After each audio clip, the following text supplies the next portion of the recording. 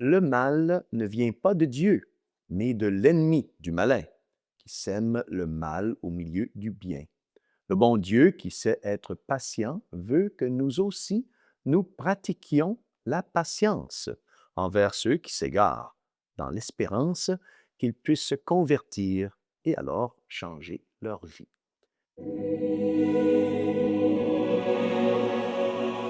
Le royaume des cieux est déjà présent en nous, comme une semence que Dieu a déposée au plus profond de notre cœur. Mais l'ennemi, eh oui, l'ennemi lui aussi cherche à y semer son ivraie.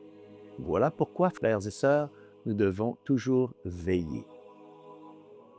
Au nom du Père, et du Fils, et du Saint-Esprit. Amen. Chers frères et sœurs, Salve Maria, et bienvenue au commentaire de l'Évangile pour ce dimanche. En ce 16e dimanche du temps ordinaire, notre Seigneur Jésus-Christ nous enseigne une fois encore à travers l'histoire des paraboles. Et oui, lui, le Dieu fait homme, est entré dans notre histoire. Il veut nous faire participer à sa vie divine. Il veut nous élever jusqu'aux réalités du royaume des cieux. C'est pourquoi, pour nous révéler ces mystères, il s'appuie sur des images familières accessibles à tous. Aujourd'hui, il nous dit: le royaume des cieux est comparable à un homme qui a semé du bon grain dans son champ. Donc, un homme sème du bon blé, du bon grain. Mais pendant son sommeil, un ennemi vient semer de l'ivraie au milieu du bon grain, dans son champ. L'ivraie pousse en même temps et est mélangée au bon grain, au blé. Et il n'est pas possible de les séparer immédiatement parce qu'elles se ressemblent beaucoup trop. Si l'on voulait arracher l'ivraie trop tôt, on risquerait d'arracher aussi le bon grain. Il faut donc attendre et être patient. Donc, la première leçon de cette parabole, frères et sœurs, est ce que dit le catéchisme de l'Église catholique. Lorsqu'on y lit: tous les membres de l'Église, ses ministres y compris, doivent se reconnaître pécheurs. En tous, l'ivraie du péché se trouve encore mêlée au bon grain de l'Évangile, jusqu'à la fin des temps. L'Église rassemble donc des pécheurs saisis par le salut du Christ, mais toujours en voie de sanctification. Donc, le mal ne vient pas de Dieu, mais de l'ennemi du malin, qui sème le mal au milieu du bien. Le bon Dieu, qui sait être patient, veut que nous aussi, nous pratiquions la patience envers ceux qui s'égarent, dans l'espérance qu'ils puissent se convertir et alors changer leur vie.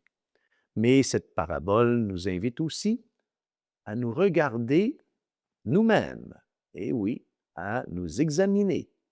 Les événements que Dieu permet dans notre existence deviennent souvent une véritable retraite spirituelle. Il nous oblige à nous arrêter, à réfléchir et à remettre chaque chose à sa juste place. Qu'est-ce qui est vraiment du bon grain, du bon blé? Est-ce que ce n'est en réalité que de l'ivraie? Hum, enfin, on se pose la question, combien de personnes, par exemple, passent leur vie à accumuler des richesses? Combien recherchent avant tout le prestige, apparaître bien devant les autres, le confort, ou bien enfin, les biens matériaux? Pourtant, vient toujours le moment où l'on découvre combien tout cela est fragile et superficiel. Aucune richesse ne peut acheter, frères et sœurs, la santé. Aucune fortune ne peut prolonger notre vie. Aucun bien matériel ne peut donner la paix du cœur. Alors, nous comprenons que ce que nous prenions pour du bon blé n'était vraiment, enfin, que de l'ivraie. Le temps est venu, plus que jamais, il est temps de faire un véritable examen de conscience. La moisson approche, et lorsqu'elle viendra, que serai-je? Est-ce que je vais être du bon blé aux yeux de Dieu? Ou est-ce que, enfin, hélas, je serai de l'ivraie aux yeux de Dieu? Voilà, frères et sœurs, la question que chacun de nous doit se poser. Et quelle doit être notre attitude, avant tout?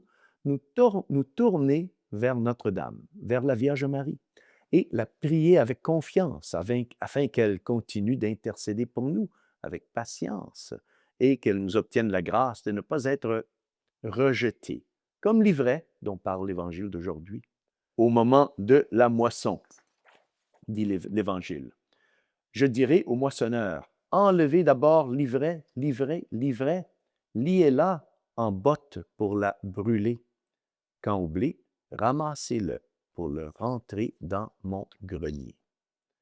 Demandons plutôt la grâce de ce bon blé, même s'il nous faut pour cela être broyés par les épreuves de cette vie afin de devenir un pain pur, digne d'être offert sur l'autel et de nous unir toujours davantage au corps du Christ.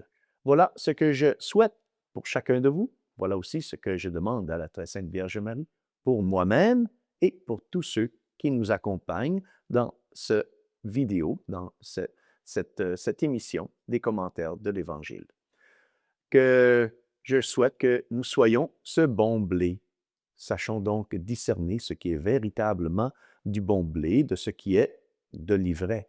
Alors notre vie portera beaucoup de fruits pour la gloire de Dieu.